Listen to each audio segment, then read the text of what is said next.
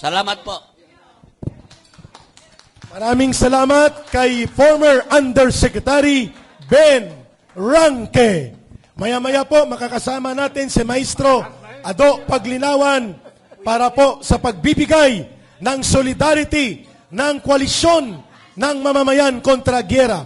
Pero bago niyan, tawagin natin ang Bangsamoro Women for Peace. Ma'am, solidarity ng kababaihang Bangsamoro para po marinig ninyo kung bakit ang kababaihang Bangsamoro at iba pang organisasyon ng kababaihan ay nakikipagkaisa sa panawagan sa araw na ito ng Marcos Alis Dyan. First of all, good morning po sa lahat ng nandirito para magpakita ng support para sa event na to. Assalamualaikum warahmatullahi ta'ala wa barakatuhu. Gusto ko lang pong batiin ang lahat ng mga nandito, especially po yung kababayan ko from the Bangsamoro MNLF. Palakpakan po natin. Good morning po sa lahat.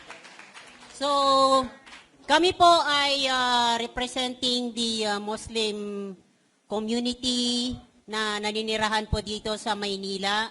Ako po ay tumira na dito since way back 1992. So ganun po ako katagal na tumira dito sa Maynila. At alam na alam ko po kung paano yung mga kilusan ng mga politiko dito sa, especially dito sa NCR. Pumarito po kami para po magpakita ng support, para po labanan ang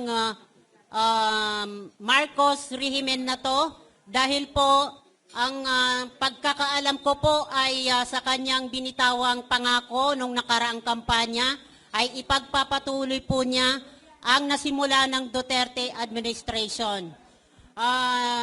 Nandito po kami para po magpakita ng support kay Tatay Digong na siyang nagpakita ng tunay na malasakit sa ating bansa, especially di Mindanao, na napag-iwanan po ng mga proyekto na dapat po maisakatuparan po kung anuman yung naiwan niyang pangako na ang Mindanao ay para sa kapayapaan. At gusto ko lang pong magpasalamat sa lahat ng mga nandito bago po ako magkwento ng gusto kong ilabas na sa loobin sa event na to.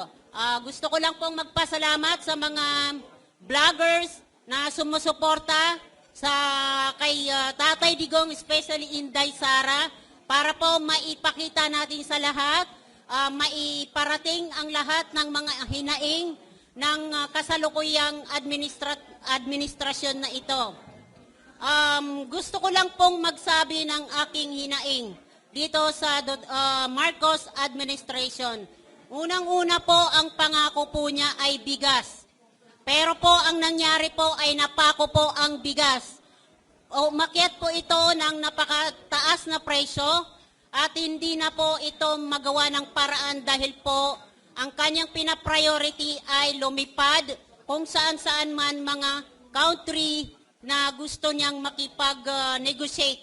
So, dito po sa kasalukuyang paghihinagpis ng mga taong bayan, gusto ko lang pong iparating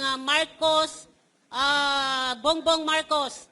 Sana naman po kung ano po ang napagkasunduan ng Marcos Duterte, sana po ipinagpatuloy nyo ito dahil hindi po kami magiging ganito, hindi po kami magiging maingay sa kasalukuyan ngayon kung yun po ay nangyari o naiparating ang gusto ng taong bayan na maipagpatuloy ang nasimulan ng Duterte administration.